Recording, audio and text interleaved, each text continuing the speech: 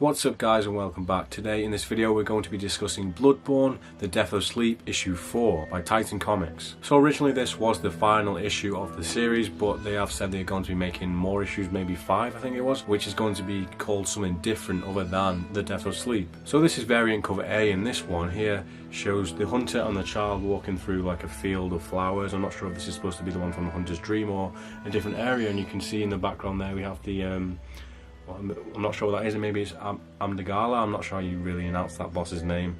Amygdala. I can't really tell what this location is. It might be the area with the big towers and loads of the weird amygdala looking things that come down from the ceiling and try and kill you. And we have the pale blood moon there, so I really love this cover. This is probably one of my favourite ones of this series so far. And then we have variant cover B. Now this one I believe is the clock tower for, is it Lady Astoria? The Lady Maria? I think this is where you have a boss fight with her in the DLC, and what I've noticed is a lot of the stuff in the comic seems to be based around the DLC rather than the main game. So I really like this cover, but instead of it being Maria, it's actually the hunter sat in the chair. So yeah, that's a change. So really enjoy both of these covers. So where do we start with this comic? With this being the final one of the series, or supposed final one as it was written. I'm not sure if they changed it midway through the process, but this one seems very short to me. Not a lot actually happens. There isn't a lot of action at all. It's basically the hunter and the child find their way into the fishing hamlet finally. Now this is one of the coolest locations in the DLC, the Old Hunters, because it's just so gross and it's full of like slimy things, just mouldy things growing all over the buildings in these little shacks. And the monsters there kick your ass all the time as well, especially in the little cave where you go down the ladders and there's the two huge troll things. That pissed me off. That was one of the most difficult things I did in the whole game, trying to get that special weapon. But this location is set in the fishing hamlet in the comic, so we get to see a lot of the different little shacks, and we see loads of like corpses that have just been covered in the mould, and I really love the art style.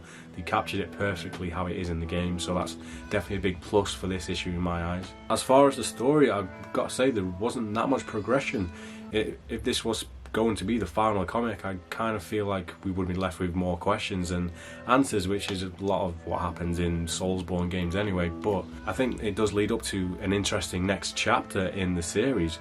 But as part of the end of this one, if it was just going to be one series, I kind of would have been underwhelmed if it was. But at the end of the day, I still loved it because of the artwork and the characters, and there wasn't any action at all in this one. I thought there was no fighting, there's no monsters really. There was a few monsters in the background just looming around. I won't go into much spoilers about what happens with them, but they're there and they're present, and you get to see them in the comic, and they look really fucking cool. Some of the sequences in this comic actually reminded me a lot of the movie A Quiet Place, where there's some stealthy things happening and the characters are trying to evade monsters, and I really like the way they did that. In the previous issue it seemed like the child was kind of just getting to know like how to speak to humans, and in this one it seemed fully fluent in like speaking these terms that are all known in Bloodborne. So I'm not sure what the progression was, or if the kid was just like dazed in the previous episode. I do need to reread the entire 4 issues back to back just to get the whole picture of the story. But the ending of the issue, the ending of this story, The Death of Sleep, I will say was rather satisfying in the way that it links into the lore of the games. And if what I think happened is the creation of a certain boss, then I really love the way they did that, and it looks awesome. And like I said, the art style is always good. The story, I will say, did feel a bit unsatisfying in the way that we didn't really get to see much of a conclusion. But then again, the whole series, as it's been building up, hasn't really been telling us what we're going to expect, which is, I guess it's new. It wasn't cliche. It wasn't like we were expecting to see a huge fight at the end and he was going to save the day, or the hunter was going to save the day. So it was different from what we expected. It averted my expectations of what it was going to be, so that was good in its own way. So we are kind of left on the cliffhanger now, and I have no idea when the next issue is going to be dropping. I heard it's not going to be till the end of the year, so they're probably going to start writing it soon and doing the art for it. So we've probably got a good 3, 4, 5 months before we see anything else. But I'm definitely going to be continuing with the series because I really want to know what happens next. More than anything, these comics just make me want to go back and play the games, and now I really want to go and check out the fishing hamlet and check it out without being killed by the Orphan of Kos, because that boss absolutely destroyed me so many times. It would have been cool to see the Orphan of Kos in the issue, but like I said, the way it works out, it might be a completely different retelling of the story of the Orphan of Kos, or Kos as a boss. So that's going to be it for this review of issue 4.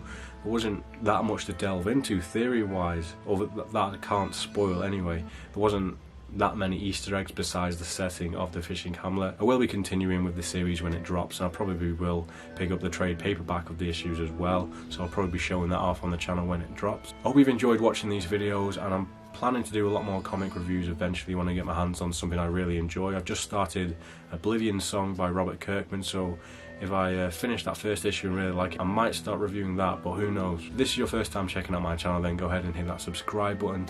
Stay tuned for more content similar to this and on other nerdy subjects like movies, video games. I'm probably going to be covering E3 as well, which is a big gaming event, and it starts in just under 2 weeks, so stay tuned for that. Thank you for watching, and I guess I'll see you guys in the next video.